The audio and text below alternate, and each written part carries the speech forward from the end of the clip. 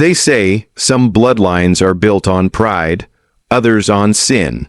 But in the quiet Virginia countryside, beneath the weeping willows and crumbling gravestones, there's a story almost too disturbing to believe.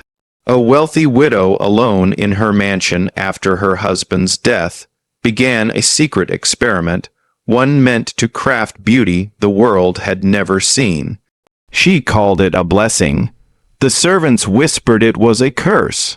And when the children were born, skin like porcelain glass, eyes pale as the morning fog, neighbors began to vanish, records began to burn, and generations later, descendants still hide the truth of what she did. Hello everyone. Before we start, make sure to like and subscribe to the channel and leave a comment with where you're from and what time you're watching. That way, YouTube will keep showing you stories just like this one. This is the story of the widow who paid foreign sailors to impregnate her servants for rare skin tones. It happened in Virginia, 1839, a time when land meant power and bloodlines were crafted like works of art. But what began as vanity soon became something darker, a quiet breeding project that blurred the line between beauty and madness.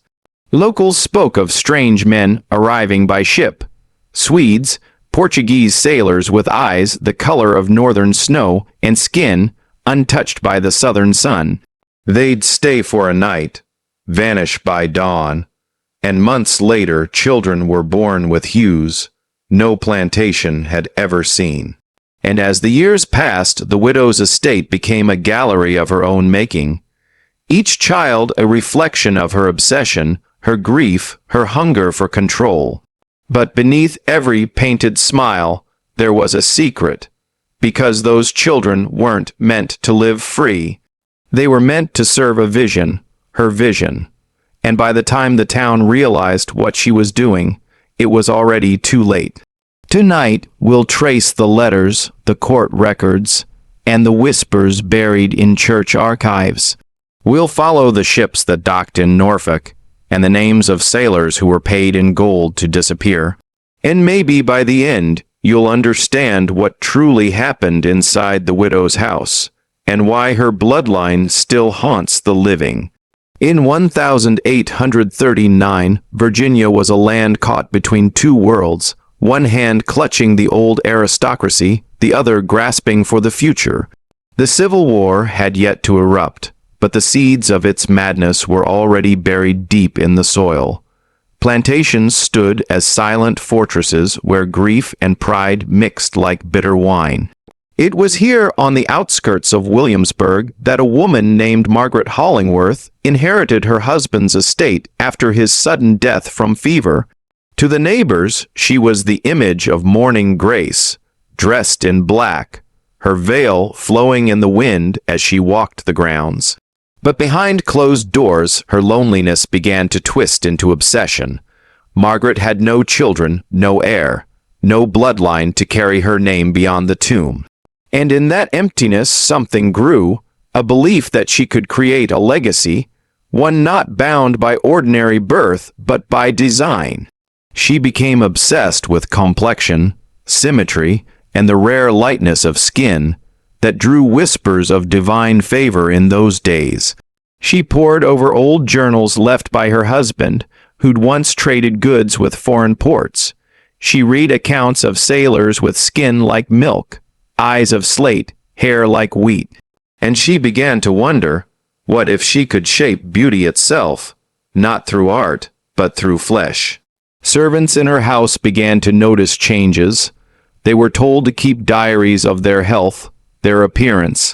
Some were summoned to her study at night, where Margaret would trace their faces in candle light and murmur about blood and balance.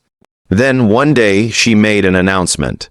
Each unmarried woman on her estate was to be part of a blessing, a union chosen by Margaret herself.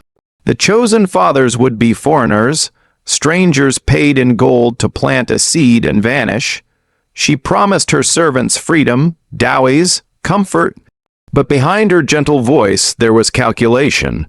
Margaret was not giving them sea, be the hoist. she was using them as vessels. Her mansion became a quiet laboratory of human breeding, where desire, desperation, and power melted into something monstrous. And soon the ships began to arrive. The first ship docked under a silver moon, its sails whispering against the tide like ghosts. No record listed its name, no ledger marked its crew.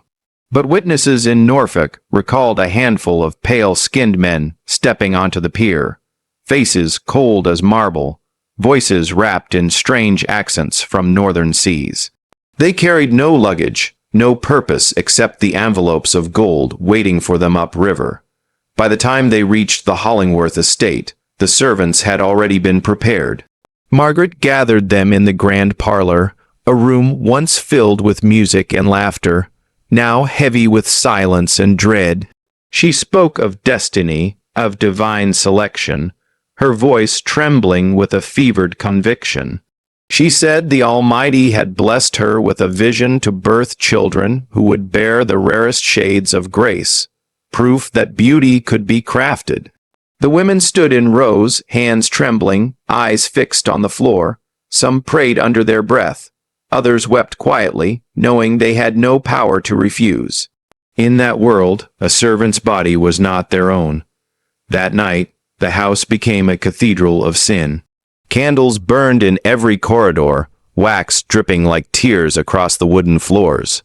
The foreign men entered the chambers one by one, their faces unreadable, their purpose purely transactional. Margaret watched from behind lace curtains, recording names and appearances, her mind light with twisted triumph. Weeks turned to months. Bellies began to swell. The servants whispered of strange dreams, visions of water and ash, of pale children with blank eyes staring from the corners of their rooms. Margaret called these omens holy, signs that her experiment was blessed, but not all went as planned. Some pregnancies ended in stillbirth. Some mothers grew sick, their skin paling as if the life within was draining them from the inside out. And those who survived spoke of their sea children's eyes, gray, cold, and distant, as if they'd been born, remembering something they were never meant to know. The neighbors began to whisper, why did foreign ships come to her land under cover of night? Why were her servants vanishing into silence? But Margaret silenced curiosity with donations to the church and gifts to the magistrate. Her gold bought blindness. And by the time the first generation of children filled her halls, the curse had already begun. The mansion changed after the children were born. Where once the halls echoed with the quiet rhythm of domestic life, now they rang with laughter that felt hollow, distant, like echoes trapped in a forgotten chapel. The walls were lined with portraits of infants, painted before they could even speak. Each framed in gold, each bearing the same unnerving features, translucent skin, irises like storm clouds, veins faintly visible beneath paper-thin flesh. Margaret called them her miracles. She gave them names drawn from angels and saints, words that sounded pure, untouched. But the servants saw something else, an unease that clung to the children like mist. Their cries were soft, almost mechanical. Their eyes followed no one, yet seemed to see everything. Rumors spread beyond the estate. Travelers spoke of seeing pale figures at twilight, small children walking the edge of the fields, never speaking, never blinking. Some swore they saw candles burning in the nursery long after midnight, shadows dancing against the curtains in shapes that did not match the living. The mothers, the servants changed too. Many refused to touch their own offspring, as if instinct recognized something wrong. They whispered of icy skin, of babies who would not warm even in the Virginia summer, of lullabies that turned sour in their throats. Because every time they sang, the children would stare back, unblinking, unfailing, as if listening to something else entirely. Margaret, meanwhile, grew consumed. She hired painters, tutors, even physicians from Europe to study her creations. She began keeping ledgers, carefully recording the hue of each child's skin, the exact shade of their eyes, the shape of their lips. She spoke often of perfection, of purity, and of how the next generation would be flawless. But soon the neighbors' patience broke. They noticed the strange burial mounds near the Ork. Hard, small, unmarked graves that appeared overnight. They heard the low, mournful wailing echoing from the hills after dark. A local preacher tried to confront her, demanding she stop her ungodly experiments. Weeks later, his church burned to the ground in a mysterious blaze, and so silence returned. The town turned away, and behind the iron gates, Margaret continued her work, believing she was shaping heaven, when in truth, she was building a legacy of ghosts.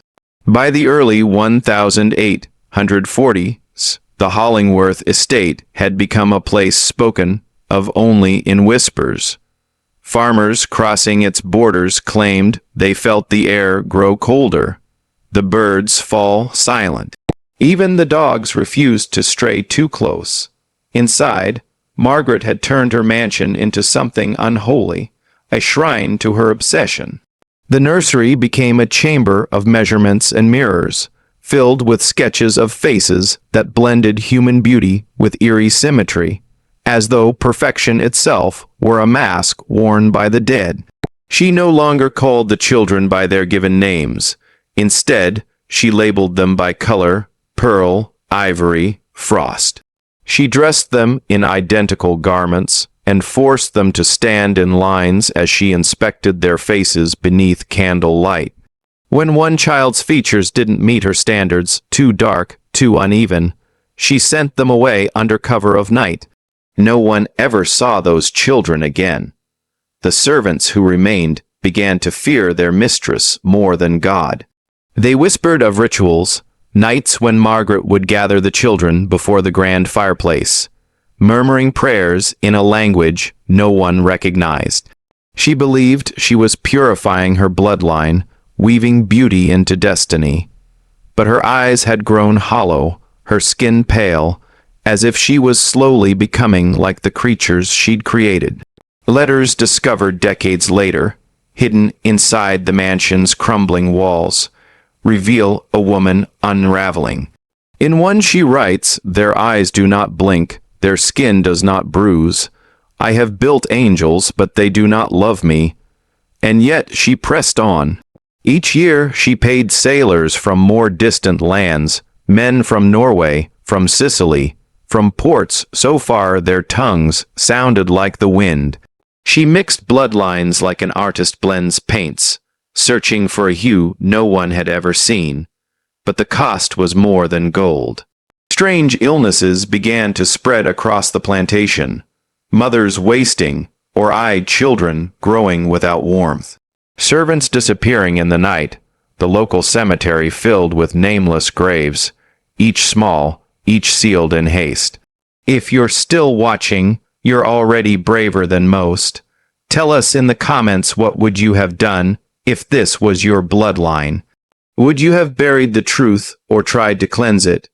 Because by the time the Civil War reached Virginia, the Hollingworth name had vanished from every record. Yet the house still stood empty, except for whispers that echoed through the halls, repeating a single word.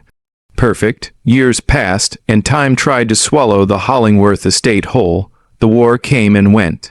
Soldiers marched through the valley, but no one dared cross the iron gate. By the time Reconstruction arrived, the mansion had rotted into silence. Its windows boarded, its garden overrun with vines. Locals said the house groaned at night, as if it still remembered. It wasn't until 1903, more than 60 years after Margaret's death, that a team of surveyors clearing land for a new road stumbled upon the remains. Beneath a layer of moss and mud, they uncovered a network of shallow graves, dozens of small coffins, each sealed tight, each lined with remnants of silk and lace. Inside the bodies told a story no one was prepared to hear. The bones were delicate, almost translucent. In some the skulls were oddly symmetrical, unnatural in their precision and the jaw lines. The eye sockets bore features that didn't match any known lineage in the region. Some of the skeletons appeared fused, malformed, as if the bodies themselves had rejected the mixture of blood forced upon them. Among the debris inside the house, investigators found Margaret's journals, pages filled with careful measurements, sketches, and entries written in a shaking hand. The skin must not hold the sun, the eyes must not weep, they will be eternal. In one final entry dated only months before her death, she wrote, "They do not die as others do. When I close my eyes, they stand at my bed, their faces smooth as marble. They whisper that they will not forgive me." By the time historians pieced together the fragments, it was clear Margaret's experiment had consumed her entirely. Her search for beauty had become a descent into madness, an attempt to sculpt angels from mortal flesh, and in doing so, she'd left behind a legacy of sorrow so deep that even the land seemed cursed by it. Locals claim that on moonlit nights, pale figures still wander the orchard, their eyes glowing faintly in the dark. They say if you walk too close, you'll hear a soft voice behind you whisper a single question. "What color are you?" No official record mentions Margaret Hollingworth now. The family name is gone, erased, as if history itself chose to forget. But some secrets never stay buried. Some are written in the bones of the earth, waiting for anyone brave or foolish enough to listen. Today, the Hollingworth estate exists only in fragments, broken foundations hidden beneath wild ivy, half-buried stones scattered through the forest like the bones of something ancient and ashamed. The mansion is gone, burned in a storm of lightning sometime in the 1920s. No one claimed the land afterward. Locals still call it the Widow's Field. No one builds there. No one stays after dark. Historians who have studied the case still disagree on what truly drove Margaret Hollingworth.